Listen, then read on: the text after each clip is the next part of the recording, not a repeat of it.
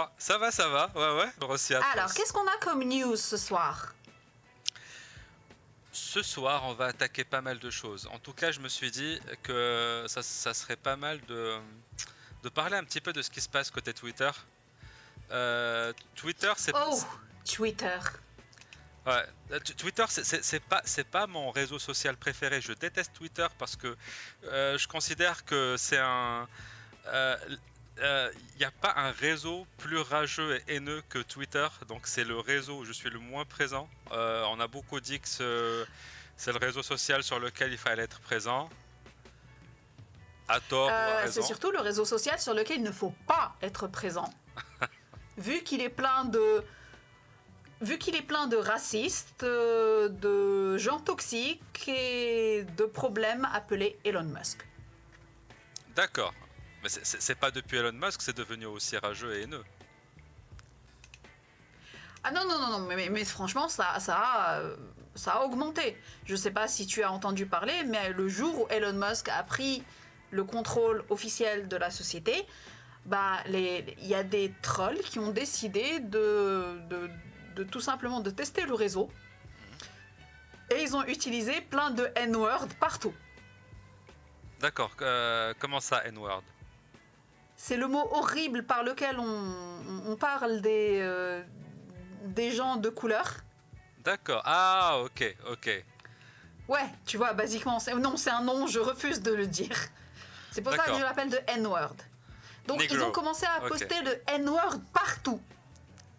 Ok, Et à ce moment-là, il y a eu, c'est vrai, beaucoup de gens qui ont commencé à tweeter. Ils ont changé leur nom pour Elon Musk. Ils ont commencé à tweeter de façon marrante, je dois avouer. C'était trop. Jeff Jack, surtout Jeff Jack. Jeff Jack, c'est un Canadien. C'est un artiste webcomic. Il a un webcomic qui s'appelle Questionable Content. d'accord. Et il a changé son nom à Elon Musk et il a mis comme photo, basiquement, tu sais, la photo de Elon Musk avant qu'il se soit fait les plugs pour les cheveux. J'ai commencé à tweeter des choses, mais j'étais morte de rire. En 2 jours, il est passé de 80 000 personnes qui le suivaient à cause de son webcomic à, pouf, plus de 100 000 personnes qui l'ont suivi parce qu'en plus, il était marrant. Ouais. Et de rage, Elon Musk l'a immédiatement banni. D'accord, parce qu'à la base, Elon Musk, il se prétendait être la personne qui allait vraiment libérer la parole. Il a banni Jeff Jack, il a banni Kathy Griffith, la comédienne. D'accord. Ouais, donc basiquement, ouais, non, mais c'est pas un problème la comédie, à condition que tu vous foutez pas de ma gueule. Il a commencé à faire un truc qui est encore plus insidieux, puisque il y avait des gens qui avaient bloqué Elon Musk, bah il a commencé à se débloquer chez ces gens-là. Ouais, c'est pas mal. Et ensuite, il avait précisé qu'il voulait mettre tu sais, les checks bleus, les checks à côté du truc vérification bleu. Ouais. Bah, il voulait les mettre à $20 par mois. Jusqu'au moment où Stephen King a tout simplement envoyé un message disant que ouais, non, mais en fait, vous devriez me payer, quoi. Non, je refuse de payer $20 pour un check bleu. Et c'est à ce moment-là que Elon Musk, en fait, devant tout le monde, a envoyé un message disant ok, et $8, ça irait. Ouais, maintenant, c'est à $8 maintenant. Oui, mais c'est à cause du tweet de Stephen King. Enfin, il était en train d'essayer de baisser son truc pour que Stephen King reste sur son réseau. D'accord. Et je suis désolée, mais je préfère et de très loin suivre Stephen King où qu'il aille plutôt que de suivre Elon Musk. Ouais, il a un peu plus de 130 millions de followers, Elon Musk. Et alors ? Ouais. Je suis désolée par exemple, mais Hitler aussi, il avait des followers et ça veut pas dire que c'est des gens bien. Non, mais en plus, il est en ce moment même en train de se demander s'il ne devrait pas faire passer Twitter complètement derrière un paywall, ce qui veut dire que vous n'avez pas accès à Twitter à moins de payer une subscription. Bah, dans ce cas, il va rester tout seul sur son réseau. Bah oui, il va rester tout seul sur son réseau. Il y a des gens, en ce moment, ils sont en train de chercher, une alternative. Ils sont en train de penser à Mastodon, ils sont en train carrément de créer plein de choses sur Discord. Donc, Ouais. Twitter, je suis désolée, mais non. Et en même temps, je te signale, Elon Musk a fait une chose qui est plutôt marrante. Je sais pas si tu as déjà entendu parler de l'expression américaine « fuck around and find out ». C'est exactement ce qu'il a fait. He fucked around and he found out. La prochaine fois, Monsieur Musk, veuillez fermer votre gueule parce que sinon, les gens de Twitter, des gens d'une société que vous aurez maligné comme ça, ils vont tout simplement se dire « Ah ouais, non, mais tu as foutu en l'air notre réputation, tu vas quand même nous payer. Hein. » Non. Il n'y a pas je veux acheter Twitter, puis pouf, je vais me rétracter. Non. Ça marche pas comme ça. Surtout pas au Connecticut. D'accord, mais à ton avis, c'est quoi la raison principale derrière l'achat de Twitter par Elon Musk? Est-ce qu'il a pas assez à faire pour développer Starlink pour SpaceX avec Tesla? Non, ça n'a rien à voir. Je vais te dire une chose bien particulière concernant Elon Musk. Elon Musk, depuis qu'il a dépassé la quarantaine, il commence à avoir de la diarrhée verbale. Je sais pas si tu te rappelles au moment où il y a eu... Bah oui, diarrhée verbale, basiquement. Je sais pas si tu te rappelles, basiquement, au moment où il y avait eu les jeunes qui étaient coincés dans une caverne en Thaïlande. Mais à l'époque, je me rappelle dans les news, Elon Musk leur dit « Ouais, moi, on va créer un mini-submersible et tout. » Et immédiatement après, il a dit... Bon, hier, lorsqu'il y a eu le plongeur... tu vois, il y avait un plongeur international qui était en Thaïlande et qui de toute façon est allé aider là-bas et tout. Immédiatement, il a accusé d'être un pédophile. Ah ouais. Genre, qu'est-ce que tu fiches à vivre de toute façon en Thaïlande si tu n'es pas un pédophile? Merci beaucoup. Monsieur Musk, c'est très Bonjour gentil. L'amalgame. Monsieur Musk, depuis la quarantaine, commence à avoir une diarrhée verbale. Monsieur ne se contrôle plus. D'accord, il fait sa Nabila, genre t'es une fille et t'as pas de shampoing. Et donc il a dit qu'il allait acheter Twitter. Et parce que il y a de la censure partout et c'est plus possible, et je vais acheter Twitter, je vais faire un truc génial. Sauf qu'il a passé 8 mois à embêter les gens de Twitter. Déjà, du genre, je vais vous acheter, donc donnez-moi les papiers, je vais voir ce qui se passe à l'intérieur. Non, il y a trop de bots, il y a trop de trucs, c'est pas... Il a foutu en l'air leur réputation dans la bourse. Et donc, les gens de Twitter lui ont dit... Et au dernier moment, il leur a dit, ah ouais, mais non, mais finalement, moi, j'achète plus Twitter. Sauf que les gens de Twitter lui ont dit, ah non, monsieur, vous avez dit que vous alliez acheter Twitter, vous allez acheter Twitter. Il voulait négocier, il voulait baisser surtout le prix d'achat. Il peut pas négocier un truc pareil. Pas après avoir foutu en l'air leur réputation. Il a fait tomber les actions de Twitter en bourse. Parce que monsieur ne sait pas contrôler sa diarrhée verbale. Donc après, tu te retrouves obligatoirement avec Twitter qui vaut moins, et il est en train de leur dire, ah ouais, non, mais finalement, j'ai plus envie de l'acheter. Tu as craché à la société, puis après, tu veux plus l'acheter. Donc, ils l'ont attaqué en justice. Ils ont dit, c'est simple. Il n'est pas question que tu fasses couler le navire et ensuite, monsieur fout le camp. Non. Je pense à ce que tu m'avais dit une fois. C'était beaucoup pensent que c'est quelqu'un qui s'est fait tout seul, sans rien au départ, alors que c'était déjà un gosse de riche. Il ne s'est pas fait tout seul. Monsieur était riche dès le début. Et encore pire, dans un univers raciste. D'accord. C'était pas un type simple. C'est sa famille. Sa famille était extrêmement riche à l'époque de l'apartheid. Il possédait une mine d'émeraude. Forcément comme... Tu sais ce que ça fait quand tu es adolescent et tu as ton père a une mine d'émeraude et il te donne ton argent de poche en émeraude. Je suis désolé, mais non. En fait, bref, si vous voulez rigoler tout le monde, allez sur Twitter et lisez ce qui se passe. C'est incroyable à quel point tout le monde s'est mis à troller Elon Musk une fois qu'il a acheté Twitter.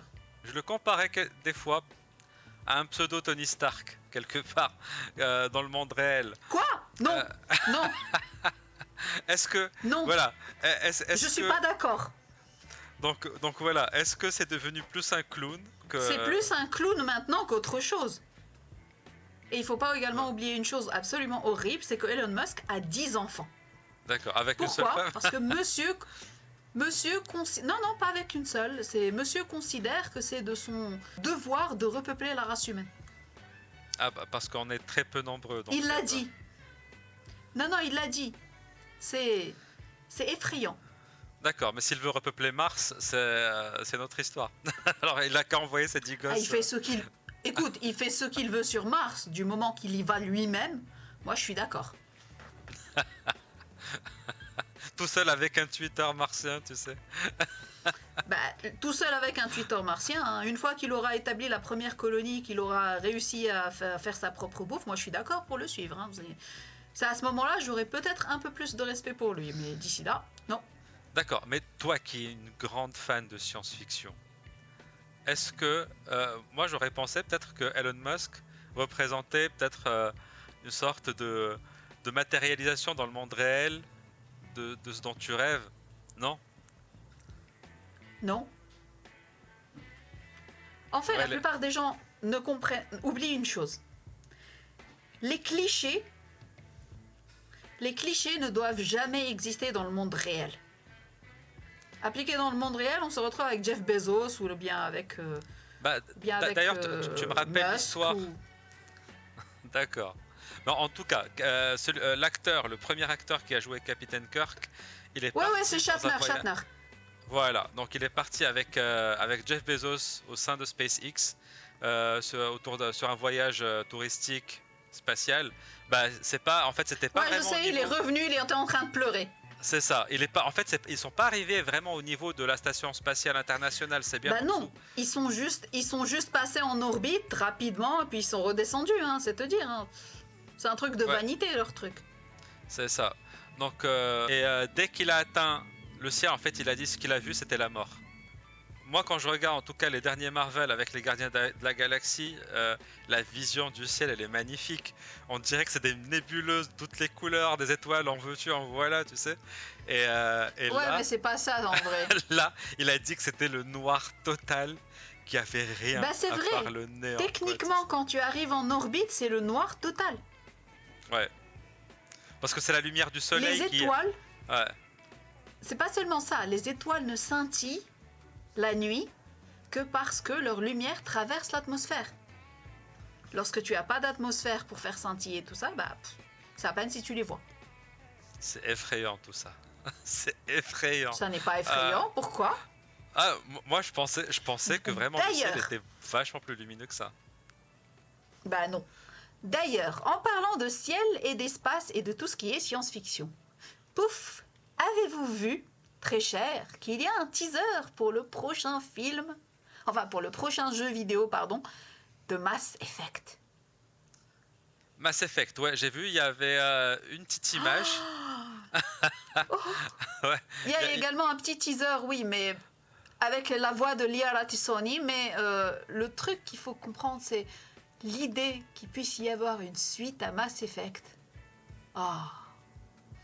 Et de toute façon, ce qui est marrant, c'est que la plupart des gens ne jouaient pas Shepard en tant qu'homme. Que femme. La plupart des gens jouaient Shepard en tant que femme. Femme-shep, comme on Ah l'appelle. ouais, d'accord. Et pourquoi? Elle Pourquoi, était à bien ton gaulée. avis? Elle était bien gaulée, c'est la seule explication. Non. Non, ça n'est pas une question de gauler ou bien pas bien gauler. Alors, ça vient du fait que la personne qui faisait la voix de Shepard est une excellente actrice. Alors, je ne sais pas si tu as remarqué, mais que tu sois un homme ou une femme, c'est exactement le même dialogue et les mêmes réactions. Non, j'ai pas testé, Sauf j'ai que pas lorsque- joué la femme. Je t'avoue, j'ai pas joué Alors. la femme. Même l'homme, Moi, j'ai pardon. joué aux deux. D'accord.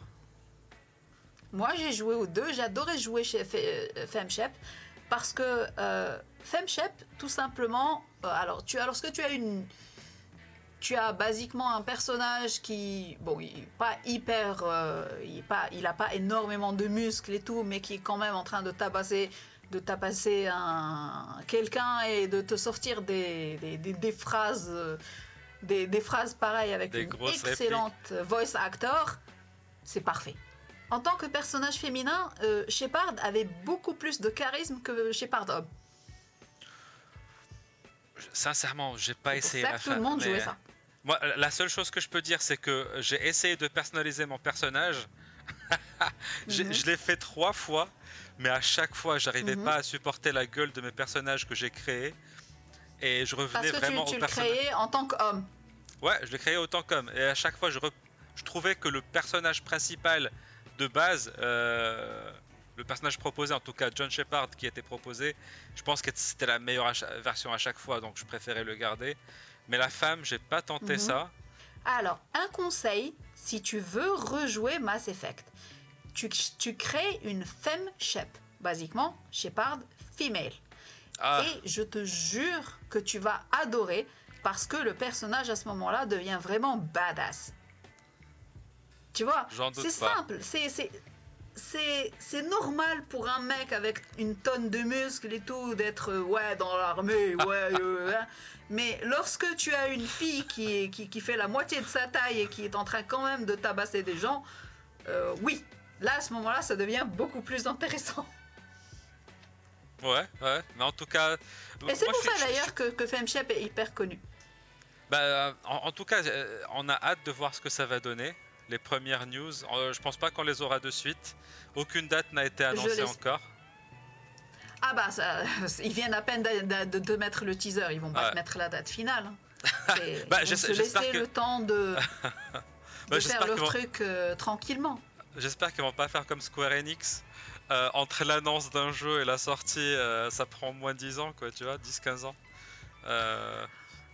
Je suis désolée, mais Ubisoft, quand même, à ce niveau-là, ils ont bien joué leur truc également, parce que Beyond Good and Evil 2, il a été annoncé en 2007 et c'est toujours pas sorti.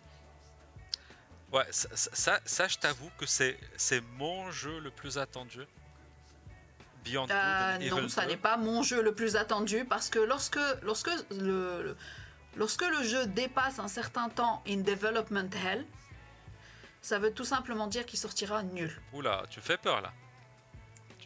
Bah, je ne sais pas si tu te rappelles justement de Duke Nukem Forever.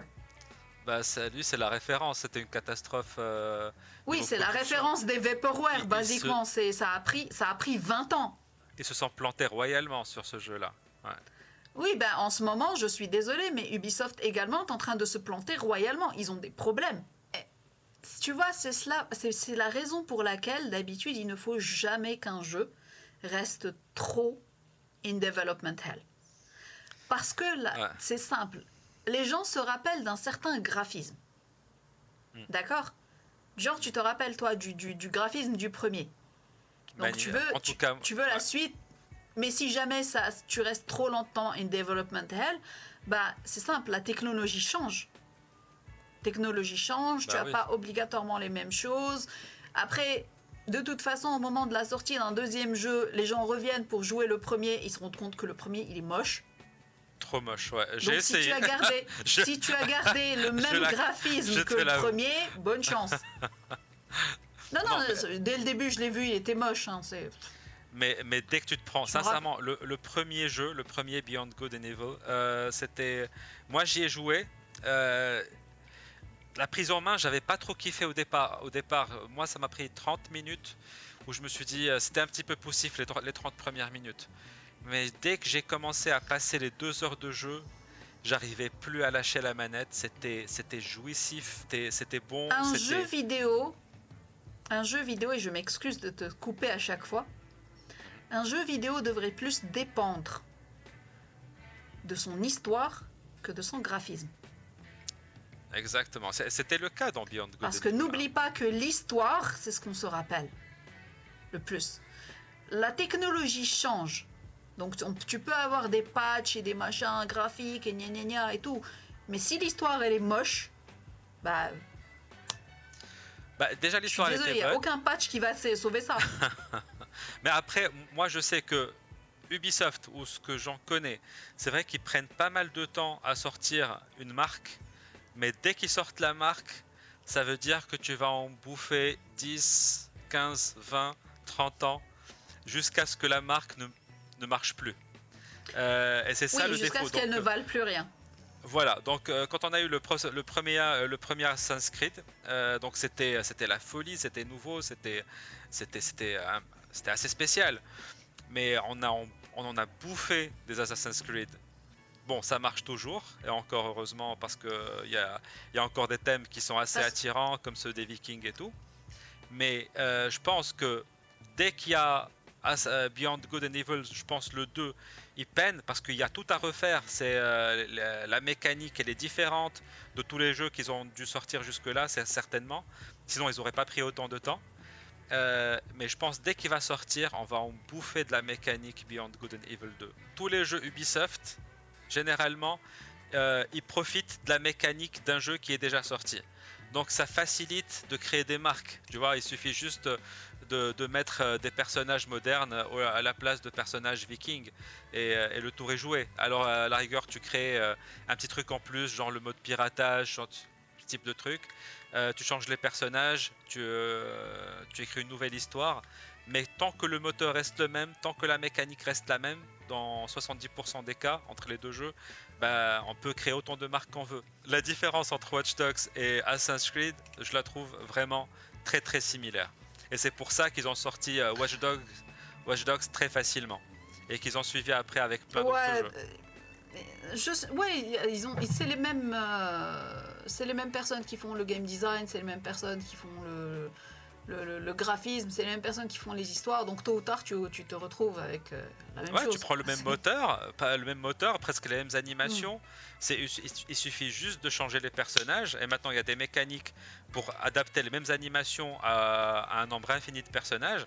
Donc, côté sous, tu mises un minimum, mais tu rentabilises. Mhm. Alors que là, il mise un maximum, par Oui, exemple, mais sur. oui, mais à ce moment-là, c'est... Comment te dire? C'est lazy. Et c'est pas une bonne chose. C'est vrai. Donc, Ah ben, les gens cherchent de nouvelles mécaniques, cherchent de bonnes histoires, cherchent des trucs qui pourraient les intéresser. Donc, si jamais tu as obligatoirement tel jeu qui ressemble à tel jeu, qui ressemble à tel jeu, ils sont tous sortis chez le même développeur, bah non. bah, c'est pour ça que je pense que Ubisoft sera obligé à un moment ou à un autre de sortir Beyond Good and Evil 2. Bah, surtout que le jeu est, bah, rien qu'à regarder les cinématiques, qui datent maintenant un petit peu, mais elles sont superbes les cinématiques de Beyond Good and Evil 2, je pense. Rien que ça, Oui, ça me mais c'est donne parce que vraiment envie d'y jouer. les Bah, cinématiques ne sont qu'une intention. oui, Ça ne mais veut pas dire que le jeu final il ressemblera à ça.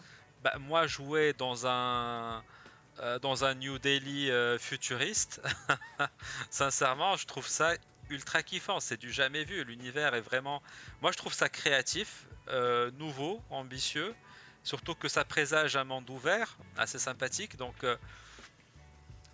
moi, sincèrement, ce jeu-là, je me dis, j'attends même pas. Je le prends Day One, par exemple.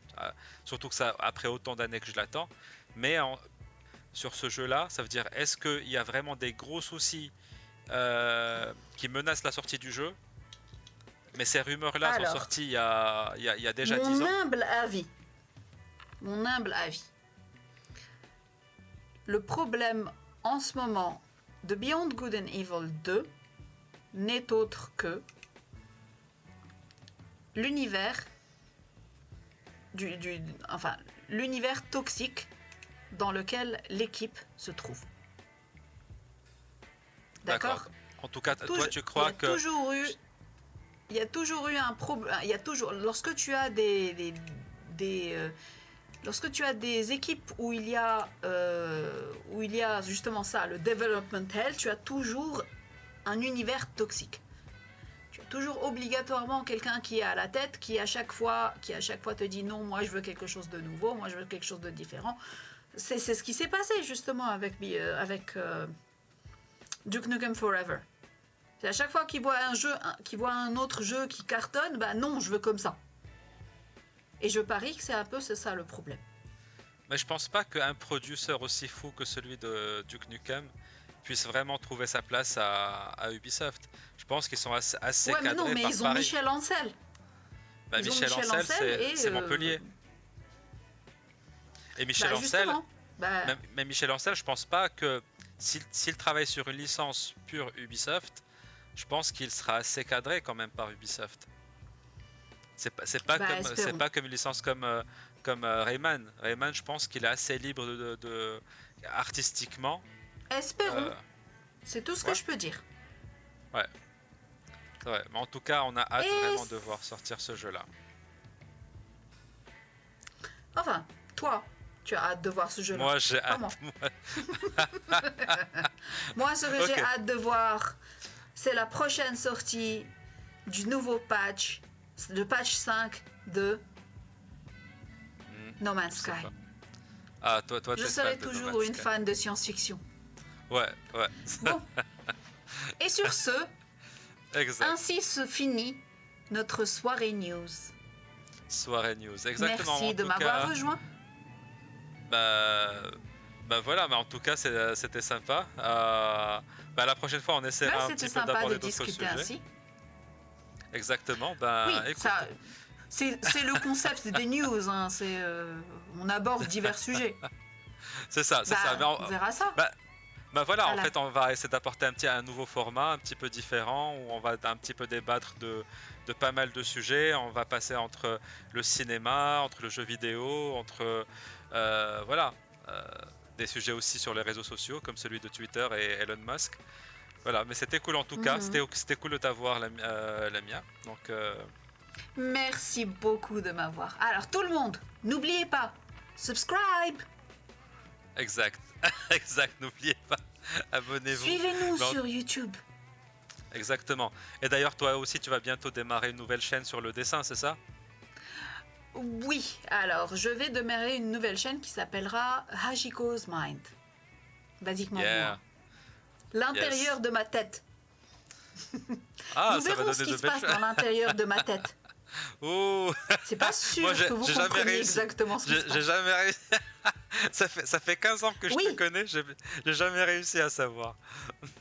Ah, mais qui sait, il y aura peut-être beaucoup de Hmm. couleurs, beaucoup de Ah, sang, sûrement. beaucoup Ah. de cerveau Ah, ça oui. et beaucoup de Ah, dessins. ça. Bah oui, on a hâte de découvrir ça en tout cas. On va partager tout ça. En tout cas, merci beaucoup pour cette soirée. Merci, merci. Bisous À très tout le bientôt. monde. Ciao, ciao. Bye bye. Bye.